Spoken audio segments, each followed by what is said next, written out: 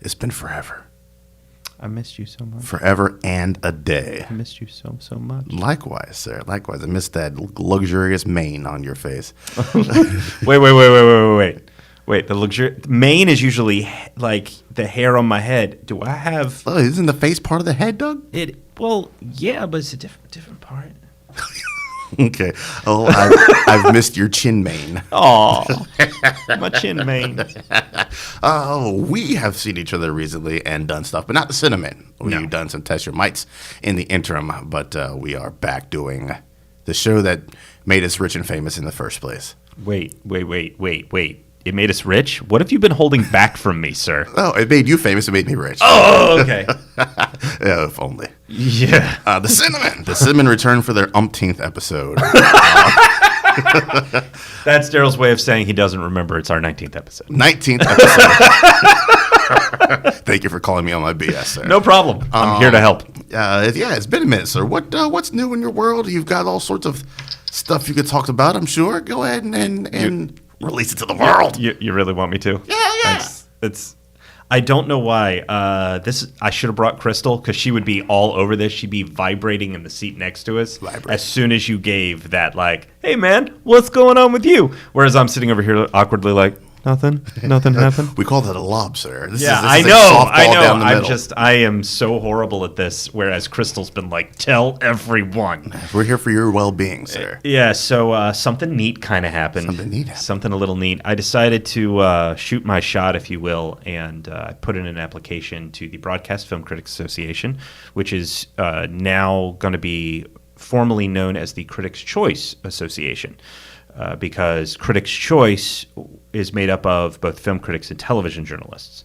Well, they're combining both of those associations into just one, and I am a new member. Yes, you are. You damn well are, sir. Congratulations for sliding up into that bit of business, man. 2019 has been a year for Doug Davis. It has been a very strange year. I started this year with very specific goals about what I wanted to do by the end of this year and what I wanted to do in 2020, or to set up for 2020 as far as writing and everything I'm doing with Elements of Madness. And becoming a Critics' Choice member was not even a thought on the list, but I came across the requirements and I started looking at some stuff and researching things, and I realized I think I kind of meet some of this criteria. And so I put it in, and it's one of those things where when you're doing something, and I know you can understand this, you've already done one podcast today, you're doing this podcast, you're doing prep for other stuff. Yes, there's football you're going to be watching, but you're looking at it on the is it micro? The micro view of it, and we tend not to think about the macro, everything that we're actually doing, and so I have a tendency to forget that because I'm like, I finished these films, I've got these films that I've got to do. Right. So it was just they decided that I did in fact fit, and I am incredibly humbled and in shock by it. Things were a little weird at first as I processed it, but it's I'm incredibly excited, and the opportunities that it will create are I can't even begin to imagine what they are. I have some friends, some colleagues that are already members. One is, I think, an original member of the BFCA, and he's been like, dude, it's going to change for you, and let's do it. All right, then. Excellent. Let's do it. You slid me those requirements, and I was like, well, don't fit these. And went about my day. About that. Well, I'll fit somebody's requirements at some point, or not. We are here to talk about some movies, man. Our topic is top 3 heist movies. Before we get to heist stuff, like I said, it's been a minute. What have you seen recently? Well, let's stick with recently. Because yes, it's been a while. It's been a while, and I think the last time we got together, which was July, I think I'd recently had seen or was about to see the movie Freaks. And let me tell you something, that movie is about to hit theaters. It releases wide now on the 13th. Highly recommend that film. It is a weird joint. I'm all about some weird joints. And what I enjoy about it is that the further you go into the film, the genre changes. Okay. The genre changes of what it's and it just sort of builds onto more and more things. What you think the film is about starts to subtly change into other things. It's a film written and directed by a partnership, Zap Levosky and Adam Stein. I got to see it luckily in July. I was hoping to have coverage to time with the Comic-Con screening that they had. And it's already been released in some festivals and stuff, so it's not a 2019 release. It's just finally getting a big one now. And unfortunately, I've had to sit on my hands for these last 2 months. I can't wait for other people to see it, just to see what their responses are, to see if they connect with it like I did. Another film that's come out recently that's available in select theaters, none unfortunately in Charlotte, but there's a handful of theaters across the country, but it's also available on VOD, is Satanic Panic. Have you heard about this film? I have. You should check this out. Yeah. You know where I heard about it is Elements of Madness. Aw. Cross plug. But it's directed by Chelsea Stardust. It was actually written by Ted I can't even read my own handwriting. Ted Danson. Ted Theodore Logan. I'm trying to help you out. I know. Esquire. No, Ted Geoghegan, I think, and Grady Hendrix. Sorry, my handwriting just went to hell with that one. But it's a great little horror movie. It kind of feels like a midnight movie. Okay. It's not low budget in the way that a midnight movie would be, but it's the way that they approach things. It's got a phenomenal cast, and they are all in on the joke. There's a scene in the trailer that I think exemplifies the whole movie and the way that they approach it, is that the lead character, played by Haley Griffin, she is a pizza delivery person. She shows up to deliver some pizzas. They don't tip, and so she goes in. She finds her way inside and is like, "Hey, everybody, it would be really great if you did. My moped has no gas, and could you help me out?" And it turns out it's a group of Satanists that are supposed to be doing this big ceremony, and they've lost their virgin. Oh, no. She is one. And they ask her, "Are you a virgin by any chance?" She says, "That's really personal." "She's a virgin, get her!" And so they knock her out when she wakes up. Jerry O'Connell, the actor, he plays the husband of the person in charge of the coven. And he's trying to fill her in on what's going on. She doesn't buy it. And he's just like, "Let me save you." And he licks her face. Because he's like, "Let me sleep with you. To say they need a virgin, they will murder you. Let me save your life." That's one way of shooting your shot right there. That is, spit your game, Jerry. Spit your game. It is a bizarre but really fun, kind of hilarious. The practical effects are fantastic. So if you're in the mood for something that sort of starts to get you in the mood for Halloween, I highly recommend Satanic Panic. If you want something that's similarly bizarre, but is actually really cerebral at the same time, there's a movie coming out called Empathy, Inc. It's written and directed by Yedida Gorsman. This is a movie. It's going to be in select theaters for a little while on the 13th before it hits VOD, I believe, on the 20th. Empathy, Inc. is about a venture capitalist who loses everything because somebody screws him over. He moves in with his in-laws, and while he's moping around, he hooks up with an old friend who's like, "I've got this line on a fantastic startup." It's a company that puts you through an extreme virtual reality experience where you get to see life through the eyes of someone less fortunate than yourself. Not to go through a fantastic life, but it's the idea that if you can experience some time in, say, a homeless person's body, you'll suddenly start to appreciate your house and your life a little bit more. It gets dark and twisted, and it's brilliant. I'm sold. So I highly recommend that one. Now, for those of you that are more in the anime Japanimation avenue of things, Studio Trigger has a new movie coming out. It's in select theaters on the 17th and 19th. 17th is the dubbed version. The 19th is the subtitled version. But a film called Promare. From the name, I was like, what the fuck is this? Yeah. But G-Kids is putting it out, and the trailer is mind-blowing in the sense of you can't really follow what the hell's happening. They're talking about things like, of course you know what the burnish is. And of course you know that there are firefighters with mechs that are... Duh! What? I watched this movie. I wish I'd seen it in a theater. It is a flipping roller coaster that I was exhausted by and exhilarated by as soon as it was finished. Okay. It's... I want to go see it in the theater, even though that week that it comes out, I have no flipping time to go to the theater. But I wish I could find time. I have not seen animation used in such an impressive way since Spider-Verse. And I've seen some animation this year that is beautiful and evocative.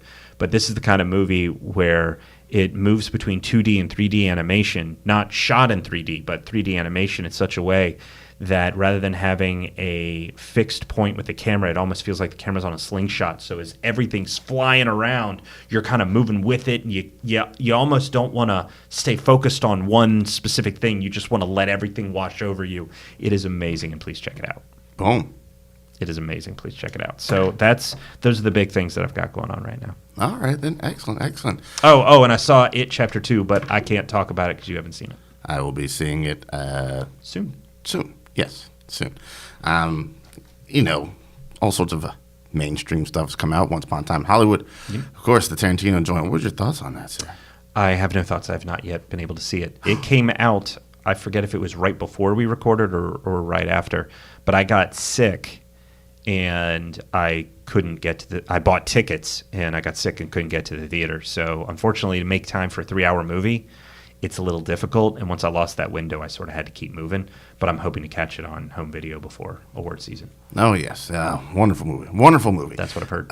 Ready or Not, I also checked out. I've seen... Oh, yeah, you went with me to see that. Yes. That was amazing. I've seen it twice now. It is... How was it the second time? Just as damn... the movie, just as good. Okay. The people I saw it with were the worst, man. I feel like we had a fairly responsive theater. People were laughing, were clapping. I mean, you want silence in the theater, but they weren't nothing. Like a giggle here and there, and I was like, you guys suck. There's a fine line when you're seeing a movie where you want a certain kind of energy to go with it. Yeah. For me, I want people to be quiet in the movie theater, but when you're watching a movie like Ready or Not, for example, or you got a crowd for Endgame or even the first Avengers, you want some sort of energy. Yeah. They so have sorry. Built-in moments specifically for you to cheer and laugh and clap or cry. Nah, it was just a whole bunch of fucking Stonehenges in there. It was the crowd was whacked. The movie still fun. Fucking unbelievably fun. Awesome. I had heard about it before I saw the trailer. The trailer had been out for a couple of days, and I was like, okay, yeah, whatever. And I started to watch the trailer, and I was like, this could be interesting. And then when we checked it out, man, so much bloody fun. Samara Weaving, Adam Brody, Henry Czerny. Who was the last time we saw that guy? Mission Impossible. They better bring him back. I'd be 1,000% okay. Who knows what that guy's been up to in the intervening years, but I would like to see. Yep. It was a damn amount of fun, man. Yeah. It's just the right amount of... I mean, I wouldn't really call it horror because things don't really get all that scary, but of tenseness, of suspense, maybe, and comedy. They knew how to really ebb and flow with the two of those things, and they crafted it incredibly well. And then you're rooting for her. She's got her triumphs, she's got her downfalls. Mm-hmm. It's just damn good. A little bit of twists, a little bit of surprise at the end I didn't see coming. It kind of leaves you wondering the whole will they, won't they until the very end, which is very smartly built. Oh, yeah. Is what this movie was. I had a huge amount of fun. I am upset that it did not do well at the box office. I'm not sure. No, not really.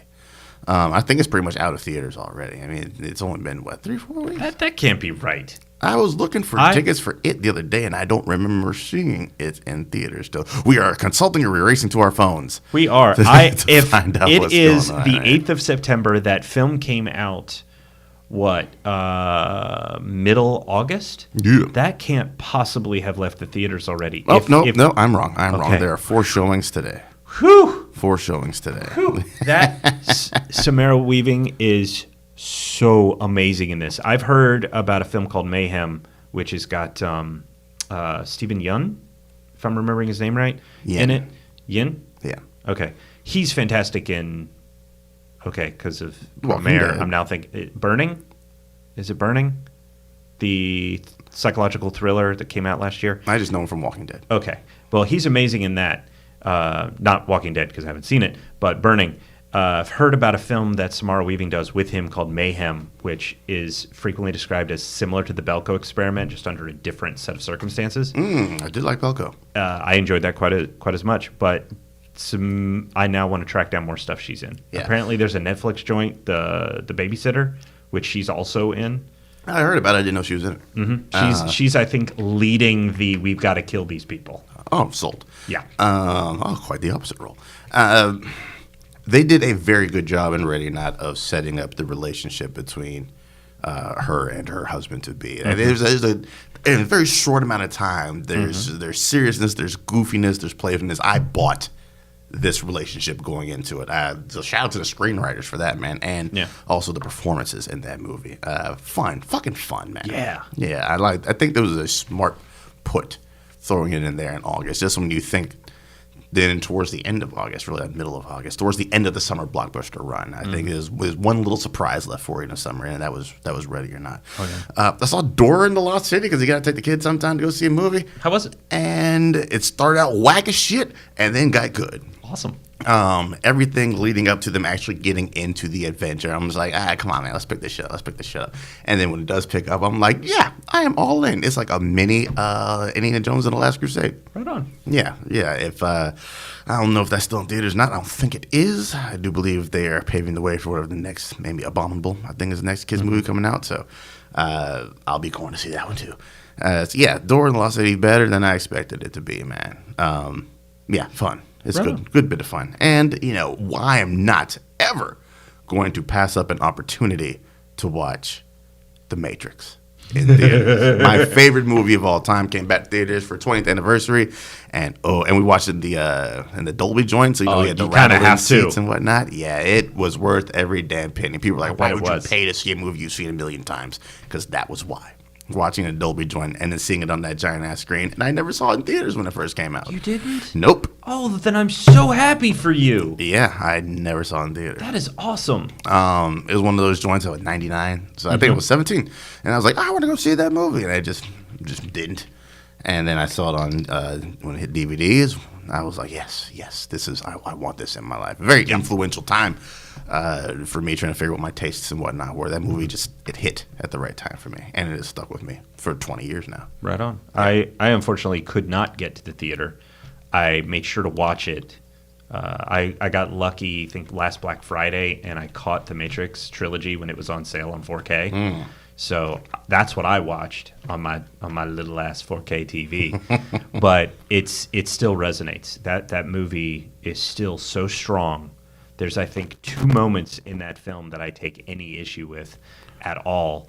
And it's more personal, I think, than technical, although one of them is kind of a technical flub. But I'm willing to forgive them all because it's so amazing. I saw that film. I was at a weird point in my life, my senior year of high school, and that movie came out. And I'm a Keanu Reeves fan. I like Lawrence Fishburne. The movie just looked weird. I went and saw it on my own.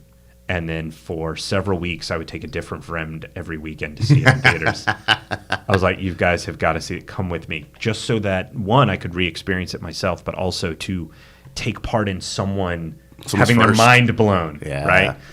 So I saw that movie a lot in theaters, and it incredibly holds up. I wish I had gotten to the theater to see it again for this. And hearing that you never got that theater experience, nope. I totally get why.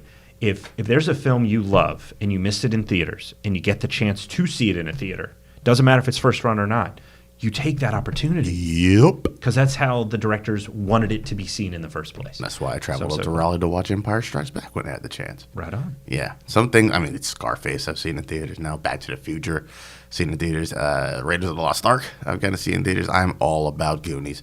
I'm all about seeing movies that I either wasn't born for. I completely fucking forgot. I had tickets to Lawrence of Arabia the other day, and like 2 days later, I was like, "Hold on a second, when's Lawrence of Arabia? Oh, it was 2 days ago." Yeah, so I missed out on that, and I've been looking forward to it so much. But can't win them all though. It was a busy Sunday that day. Yeah, that's all I got, man. That's all I got. Okay, but that's still great. God, seeing The Matrix in that Dolby theater, because the Dolby theater at Concord Mills is that we have over at the AMC over there. Mm-hmm. It is a beautiful theater. I got to see A Star Is Born there for the sneak. Like they actually treated us to that, and I'm going, thank you, because it felt like watching a concert. I did Close Encounters of the Third Kind in that theater, and I'd never seen it. And my Crystal goes, go. Yeah. Make time for this. That was such a good movie. Yeah. I'd only seen parts of it. We've talked about this before, so we don't have to get into it. I'd only seen parts of it before, but yeah, that's a film you should see in theaters. Mm-hmm. So I'm ecstatic for you, and there is no sarcasm, I am just fucking delighted you got to do that in theater. That is great. It was. Had a good time, man. Had a good old time. Right on. So today's challenge, today's topic, I keep going to challenge because of what you challenged me to see, and what a perfect combination to go off of for today's topic. I wish mine had been similarly in line for you. So today we're talking about heist films, confidence films. Confidence films. And this became kind of tricky. I don't know how you were feeling. You came up with the topic, so obviously it was pretty clear cut for you. You came up with the topic. You did. Did I? No. Yeah. You came up with this topic. I did? Pretty sure you did. Okay, let's agree to disagree. So, whomever came up with this topic, while discussing it at home and trying to go through the films that I love and the films that I immediately go to, Krista looked at me and went, how is a spy film not a heist film? Do you have an answer for that? How is a spy film not a heist film? Because do you consider a spy film to be a heist film? Because not all spy films are heist films. But if you think about it as espionage is usually about stealing something. Oh, you don't say. So what's the difference between a spy film and espionage versus a heist film? I'm curious what you think about that. The thievery of information? Mm-hmm. Yeah, I guess it makes sense. Does intent or the organization, like if it's, say, Ethan Hunt in Mission Impossible, that is a fucking heist film. However, he's doing it for country and to get his reputation back. But if you go to Inside Man, yes. Well, no, Inside Man is a straight-up heist film. It's straight-up heist. But it is also about righting a wrong. Yeah. So where's the line? What do you think? I never thought about it like that. As a person who worked for the National Security Agency for 4 years, I never really thought about it as heisting stuff. Even though I did in my days heist some stuff. Yeah, I guess it makes sense to me. Makes complete sense. Do you think that there's a way to delineate one from another? No. I mean, most spy joints, I guess, would be for king and country, or whatever the case is. I mean, that's what all the James Bonds are for, right? That's what most of your Mission Impossibles are for. Some of them, because you've got, because the Bonds, they're also about infiltration, but it's not necessarily about espionage as it is getting in, finding out information, and potentially assassinating people. This is what the Double O's do. But it's not always about grabbing information and bringing it back. So that's why I'm wondering about that, because you've got The Saint, which is sort of a spy story, except he's a con man who's good at stealing. Yeah. I think you're right. Most of the Bond joints are usually assassinations. Although there's a couple of joints where he steals the Russian Lecter and From Russia with Love, the Solar Agitator, and I think Moonraker. So would you say that a spy film could be a heist film, or have heist elements, but not be a heist film? Well, if it has heist, yes. A spy film can have heist elements, but still just be a spy film. Interesting. Yeah, it's the whole blurring of the genres, I guess you could say. Sort of like the Peyton Reed, who's directed Ant-Man and Ant-Man and the Wasp, because I know that information. That'll be funny to the people that listen to the Patreon, Test Your Might. But because the first Ant-Man is a heist film, but it's also a superhero story. Yeah. So it is a heist film told within the superhero genre. Yeah, second Ant-Man is very much Ferris Bueller's Day Off. It's exactly what that movie is. So what would you, to set things up, I've got a few honorable mentions. Okay. Curious if you've got any, but like Ocean's 11, Fast 5, which we were talking about a few minutes ago off mic, The Sting, Out of Sight, The Usual Suspects, American Animals, Rafifi, which has possibly one of the best heist sequences I have seen, and we will be discussing before the end of this show. Yep. What would you consider? Where does your brain go without getting into your top? Where does your brain go with heist films? You mean film specifically, or just? I made no honorable mentions. No problem. But just the getting in there, like everything. Heist films are pretty much all set up the same, right? You got some kind of inciting incident, right? Mm-hmm. And then usually the second act is the heist itself, and then the third act is whatever resolutions, whatever. Either you get away clean, or other things happen as a result of that heist, or whatever, or you get caught, or whatever the case may be. So they're very much all structured similarly, and it's all about that actual heist. Like, honestly, the rest of your movie could be complete crap, but if you pull off like, yo, that was a dope ass heist, then you at least get like a 2 or 5 out of me if you're grading on a 5-point scale. There's one that Jason Statham did. Was it The Bank Job? He did do The Bank Job. I haven't seen it, but he did do that. I remember the film being okay, but the heist portion, I was like, all right, this isn't bad. The Italian Job was a pretty good one. That was, kind of stylish, and they're all driving around with the minis and whatnot, and it had the good elements of, a good blend of humor in there as well, with Mos Def and all that. Have you seen the original version of that? I haven't, which is why I'm asking. Neither have I. Is that, I want to say that's Michael Caine? Mm-hmm. Yeah, he's in both. Yeah. Oh, is he in the? I haven't seen the other one either in quite some time. Yeah. The refright scene's coming up or something. There you go. Michael Caine, if I remember correctly, plays the Wahlberg role in the original, and I believe he's the father. Or am I confusing him with Sutherland? Is Sutherland in this? Maybe it is Sutherland. I'm thinking it is Sutherland. Okay, so forget I said anything. Erase this from your mind. Record. Yeah. I'll look it up and then we'll come back to it. Racing from Minds later, sir. What was that? I said we'll be speaking of our Racing from Minds later. There you go. I do love a good. I feel like it's something that is underutilized in Hollywood. We don't get too many heist films these days. Time Heist. I've been up the Time Heist there. Time Heist. You get maybe one a year, every other year. At that, it's almost on the same wavelength of a good thought-provoking sci-fi. You get like maybe one a good year, and then a bunch of pews and lasers. They don't make as much money. As, they don't. You keep that budget low though. Yeah, and that's how you get shit like Annihilation or Ex Machina. But yeah, I do enjoy me a good old heist movie. Right on. So, what's your number 3? My number 3 heist joint is Avengers Endgame. Time Heist. Time Heist.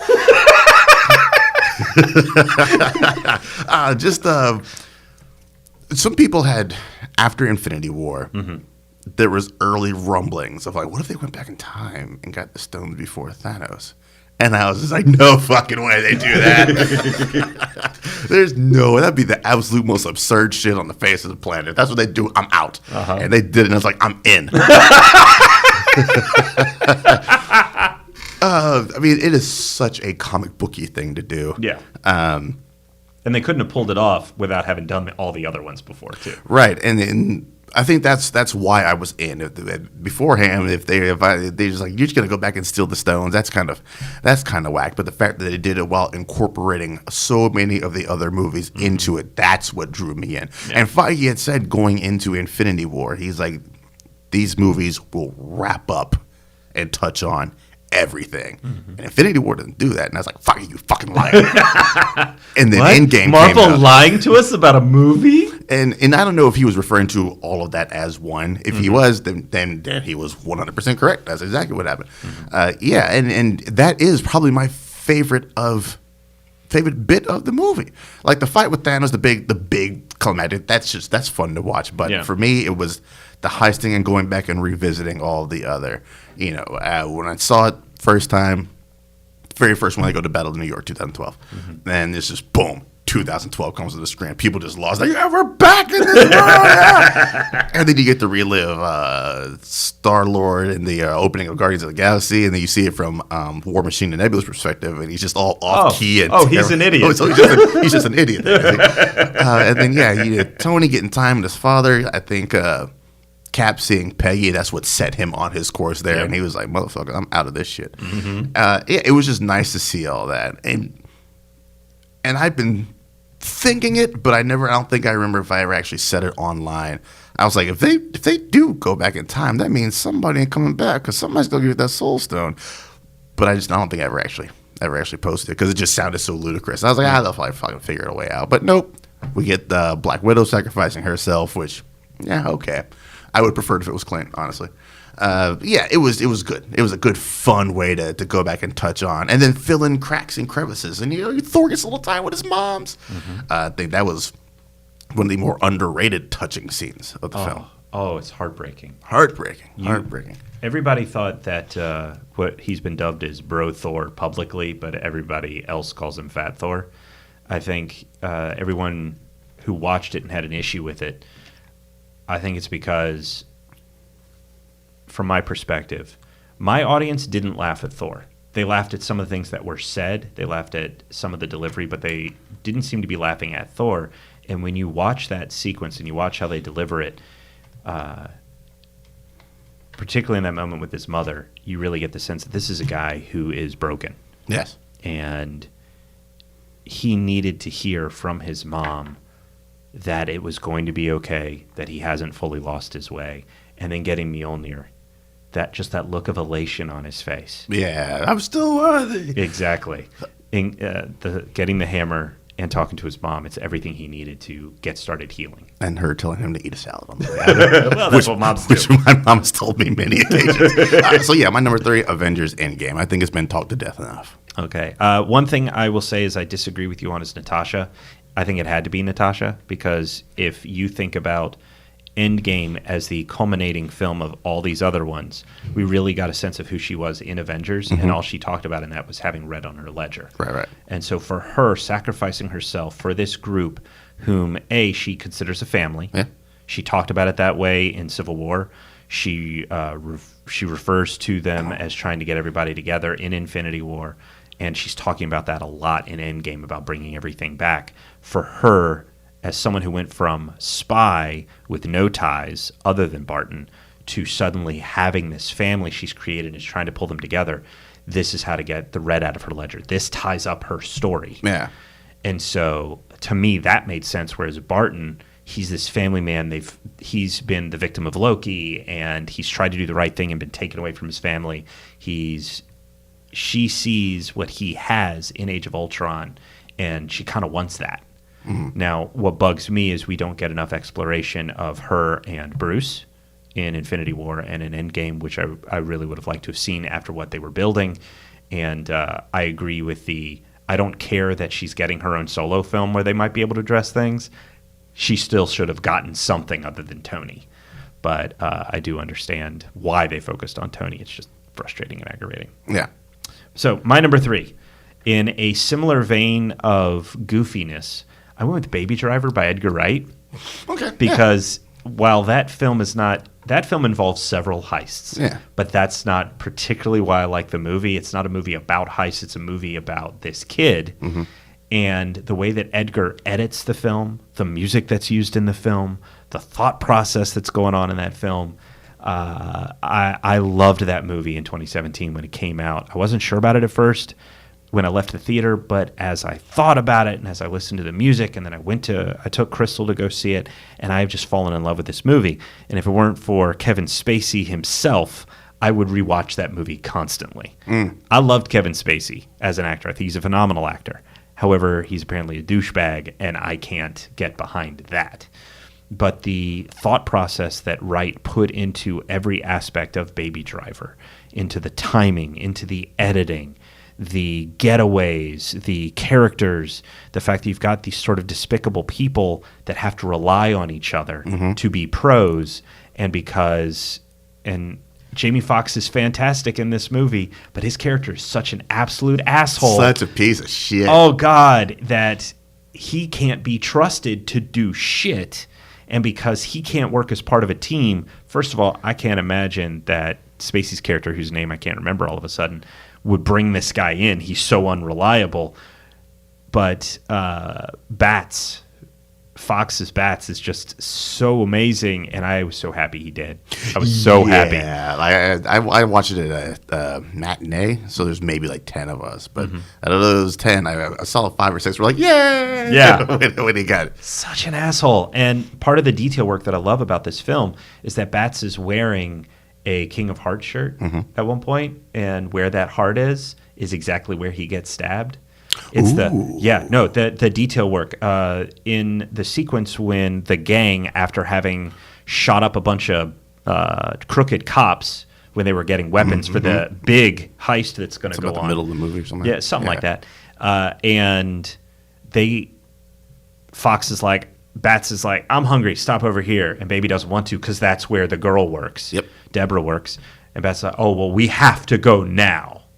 And so they're in there, and Bats is giving the other two dudes shit, and it's Liza Gonzalez and John Hamm. And she's like, you know what, baby, I'm going to speak for you. And she's ripping him a new one. It's like, and if you keep pushing Buddy, he's going to see red, and all you're going to see is black. And I love that there's beat, and then Bats is going, oh, that was amazing. That was amazing. Like, he is just trying to take the piss out of them. But then later, Hamm, they have him in just all red. Mm-hmm. They keep going back to this, and they keep using these different elements, and they're teeing up things, kind of like the way that Edgar Wright in Shaun of the Dead. He's like, okay, so my plan is we're going to do this, we're going to do this, we're going to go to the Boar's Head and get a pint. Yeah. It's the whole movie. Yeah. It's the whole movie. And then you set up all the visual motifs leading into that. Exactly, and the same thing, he does the same thing in... Hot Fuzz. I was going to say at World's End. He does a lot of that as well with what the name of the bar is what happens at the bar. Right. So there's that kind of stuff, and that kind of detail work just gets me so excited. It's so clever, it's so much fun, and I can't listen to Bell Bottoms now without wanting to speed. And I'm not that kind of driver. So what's your number 2? My number 2 is Inception. Ooh. Yes, it is. It is Mind Heist. Sorry. Doug is hype over some heist films today, and I love it. Sorry. Yeah, it's kind of, we start out seeing a heist, but then the meat and potatoes of the movie is a reverse heist, which you don't really see too often. You don't really see people trying to break in and put things places. Usually they're trying to do, unless you're Thomas Crown Affair. Shout out to Thomas Crown Affair. Yeah, it's Nolan, man. And with Nolan, you know you're going to get some wacky, trippy shit. And I was all for it. I thought the cast of characters that he assembled for this was amazing. It is a great ensemble film as well. You got Leo, you got JGL in there, Ken Watanabe getting some good shine in there. Ellen Page is in there. Enormous cast. Enormous Good luck cast. Mentioning them all. Yeah, and there's the chemist whose name I cannot remember to save my life. I think he's also in Avatar as well. Anyways, yeah, so good. So and then you got all the marks, right? Yeah, Cillian Murphy's in there. When was the last time you saw Tom Berenger putting in some good work in the movie? It was so much fun, so good. It's one of those. It requires multiple viewings to make sure you get all the absolutely. All all the levels, as it were. Yeah. No pun intended. Going on. Oh, I intended that pun. Oh, okay. What is her name? Leo's wife in that movie. Oh, Marion Cotillard. There we go. Yeah, her batshit crazy ass. In that she's movie. Phenomenal. Yeah, she's why I didn't trust her in Dark Knight Rises. I was like, oh, don't trust Mal. Don't trust Mal. Yeah, it is a good exploration of the inside of one's mind. Yeah. Another is it not type joint. We were talking about Ready or Not. Is this real? Is this fake? And in the end, I think what Nolan wants us to really take away is Cobb's finally happy. Doesn't matter. Yeah. If it's real or if we it's create fake. our own reality. Yeah, we create our own realities, and everyone gets their scene. Like Tom Hardy gets the big snow action scene. You know, it is gotta think bigger, darling. yeah, you got that business. JGL gets the big hotel fight sequence. Everybody gets a little time to shine. Of course, Michael Caine is in there. Chris Nolan's Lucky Rabbitfoot. Just the thought of trying to implant an idea deep enough in somebody's mind that they think it's their idea is an amazingly wonderful concept. And it appears that we might get shades of that in his next movie coming up. I was literally about to ask you about that. Do you think Tenet is a secret sequel or a thematic sequel? I think not a sequel. Definitely not a secret sequel. But yes, I think it's going to be a thematic sequel to Inception. Right on. Yeah, I'm all for it. So yeah, my number 2 is Inception. Have you seen the teaser trailer for Tenet? Yes. Okay. Because it was in front of it when we saw it on Thursday night. It was in front of maybe Matrix? Oh, cool. Or Ready or Not? One of the two. You've seen Ready or Not twice? Yes. Okay. My brain suddenly couldn't remember. Then maybe because it wasn't in front when we saw it together. No. It was not in front of it, the sneak. Now, The Matrix wouldn't surprise me because big film and it's another WB film. A Warner Brothers joint, yeah. So what's your number 2, sir? My number 2 is a film called Confidence, It's a film called Confidence. It came out in the 90s. It's James, I think. I apparently didn't write down the year for some silly reason.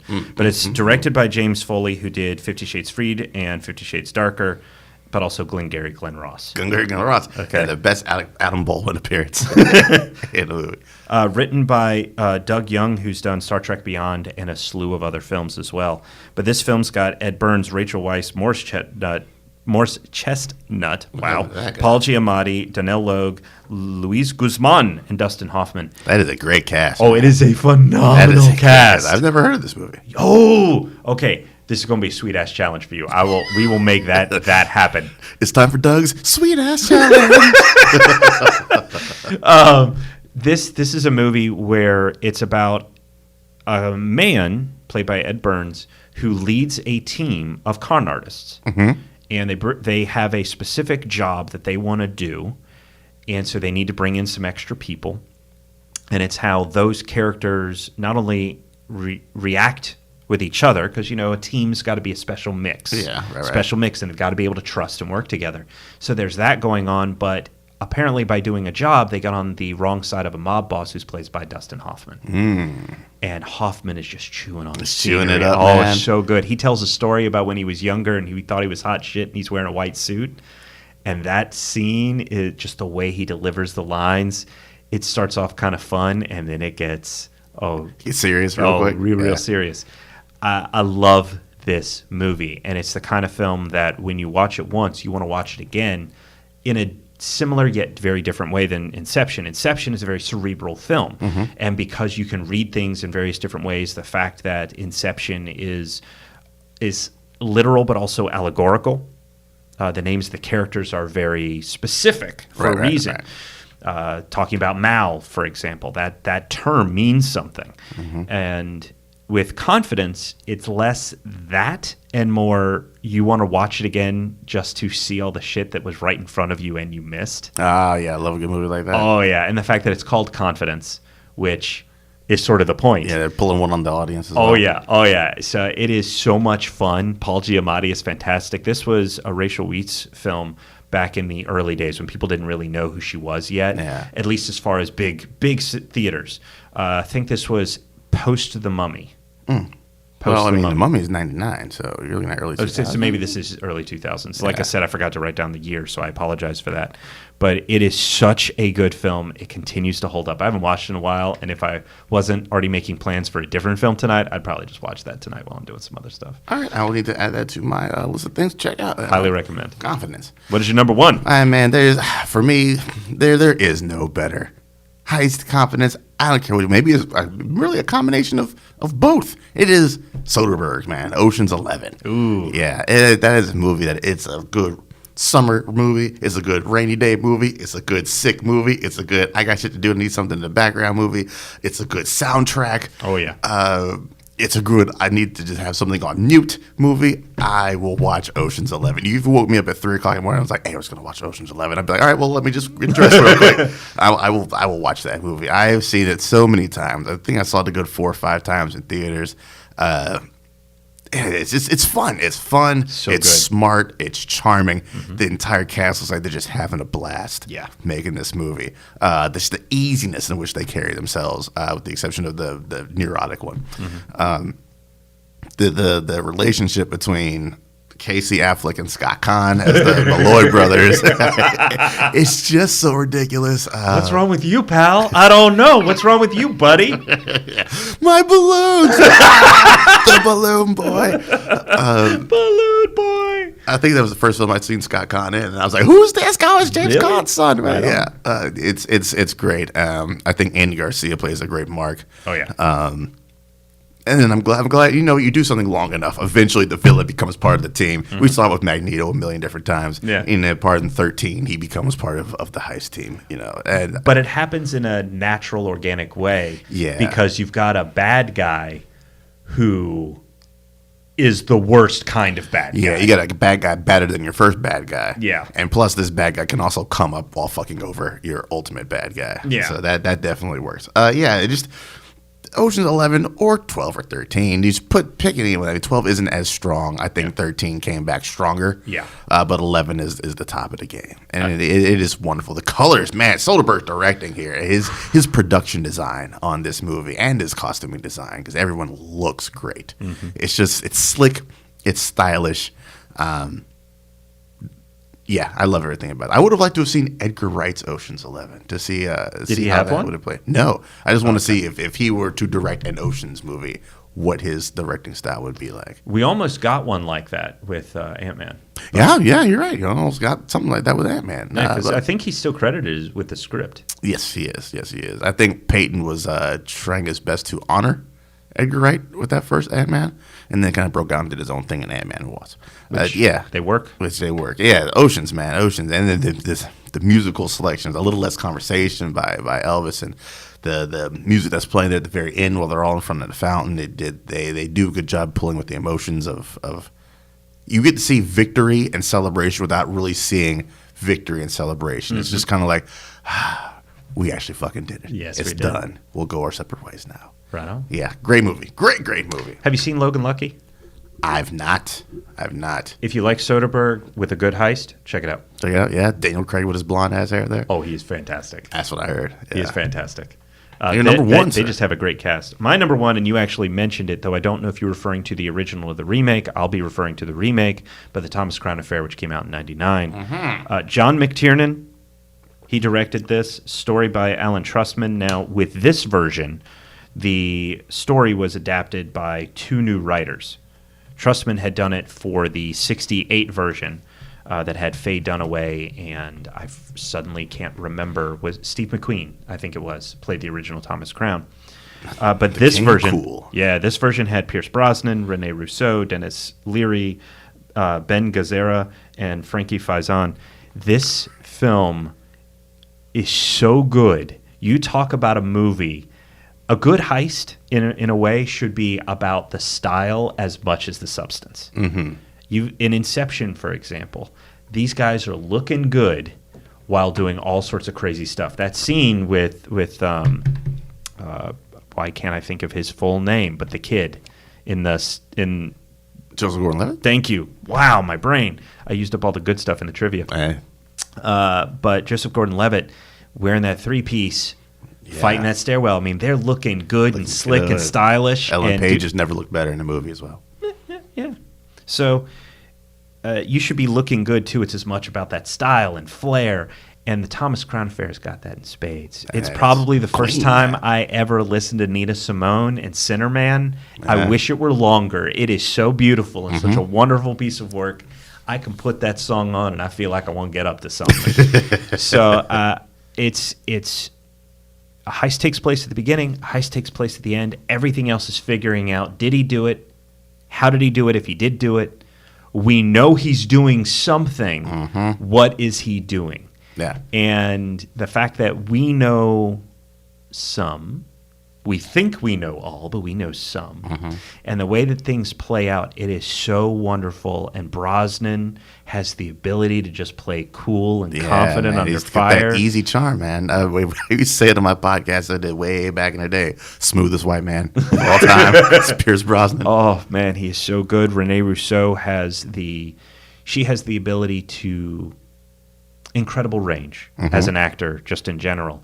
But she has the ability to play cerebral as well as beautiful, charming as well as dangerous. She is the total package. And Faye Dunaway, who played Rene Russo's role originally, she shows up as a psychiatrist, and she's only in a handful of scenes, but it's just wonderful. And the way that she asks questions, it's kind of dangerous. And it's a movie I own. I haven't seen, I think, since I originally bought it. Really? Yeah. I think it holds up. I saw it within the last few years. Rewatched it again. I just got in a mood. Mm-hmm. And I love the heist at the end. It is so amazing. And part of that is because of Sinner Man. I just love that song so much. So that is my number one when I think of a really good favorite heist film. My brain goes to the Thomas Crown Affair. He did this in between Bond movies, didn't he? I think he did this before Bond. I think this is because GoldenEye's 95. Then he did do it between Bond. He did because I had to think about that for a minute because Thomas Crown Affair came out when I was in North Carolina, but GoldenEye was one of the first sneaks I ever went to. I think Rocket Man was the first sneak, but GoldenEye was, I think, like the second. So yeah, you're right. So this was done between. So he's already in that good shape. He's already got the nice wardrobes going on. He's like, fuck it, I'll just keep this rolling for a little bit. Yeah, and it worked for him. Yeah, it does. It does. I remember really liking Rene Russo in that movie too. It was just something I need to sit down and rewatch and dust that DVD off. Do recommend. She was great in Lethal Weapon 3. She was okay in Lethal Weapon 4. That she didn't have to do as much in that film. Of course, she's great in Avengers Endgame. Yes, she is. She's really great in just about everything she does. I don't think I've seen a bad performance from her, and I think pretty sure she was in Tin Cup, and she was not one of the things that brought that movie down. Shout out to who is that? Kevin Costner, right? Yeah. Not a great film, but she was good. All right, we got 10 minutes left here, Doug. We're gonna get into these challenges. That's plenty of time to get into these challenges. All right then. Now, because we're talking about heist films, I feel like I should go first, not because I want to go first, but because between the two, mine was a heist film. Yes, it was. And thank you so much for clearing this blind spot. I wanted to put. You challenged me to Rafifi, which I wasn't sure how to pronounce that until I saw the movie, and I slapped Crystal on the leg and was like, "That's the name of the movie." That's the name of the movie, because you get into a sequence where there's a singer at a bar who's singing a song about Rafifi, and I went, "Oh!" Slapped her on the leg. It's the name of the movie, and then went, "That's how you pronounce it." But it's directed by Jules Dassin. Sure. Dassin. I'm not entirely sure on the pronunciation, but I didn't realize it's an adaptation of a book. Yeah. And you challenged this film to me. It's part of the Criterion Collection. I'm just curious, have you gone into any of the special features on that Criterion release? Oh man, I feel like I did. I can't remember. I know I watched the special features for In the Mood for Love. I watched special features for the two other Criterions I just watched recently. I can't remember if Rafifi is one of those joints or not. Reason why I ask, and if everybody who's listening to this, if you enjoy a good heist film, please watch this movie. But particularly when you're done, go and listen to these special features, because there's an interview from 2000 with him, and at one point he talks about meeting with the author who, having read the screenplay, sat down and went, "Where's my book?" Oh, that's not what you want to hear. And he goes and explains, it's the adaptation process, and here's how, you translate it from a book to this and certain elements. And the guy responds, "Where's my book?" And he's not, and so he tries to reiterate. And finally the guy pulls out a gun, puts it on the table, and goes, "Where's my book?" And the director, in telling the story, he's like, he looks at the gun, he looks at the guy wearing the hat, he looks like a character from all these things, and he just starts laughing. And apparently that was the appropriate response, and that actually, from that response, not only quote unquote saved his life, but also they developed a close friendship after that. Yeah. So hearing him tell that story was fantastic. But Rafifi is the kind of movie where you have, first of all, this is by a director who'd been blacklisted due to McCarthyism and all that really dumb bullshit that was going on, and I worry we're getting closer to right now. Yeah. But he had to go he had to leave America to be a part of any film. And this was a film that was brought to him specifically because he'd been blacklisted. You were the only person, and he talks about this in the special features, you're the only person that could have directed this movie. And because of the climate that was going on in Paris at the time, and certain elements in the book that were going on, I think, with Nigeria, is what he was talking about. I'm less familiar with it, so I'm trying to remember what he discussed. So the producer came to him and was like, because of what's going on here in the book and what's going on in our community, you're the only one that can do this, because you couldn't do this in the States. You can touch this sort of controversial material. And he went, okay, I'm cool with that, but how about we change certain elements so that it's more accessible? So they actually got rid of the more racial elements and switched the bad guys to French to make it a little easier. Although there were some pretty racist elements, calling people spaghetti and macaroni that were Italian. Although that's probably the nicest slurs that were in this film. Yeah. But how dare you call me delicious food? but you want to start calling black people cheesecake, I understand. But what I really found wonderful about this film is, first of all, the male relationships. You're seeing guys hugging each other. You're seeing guys being affectionate with each other.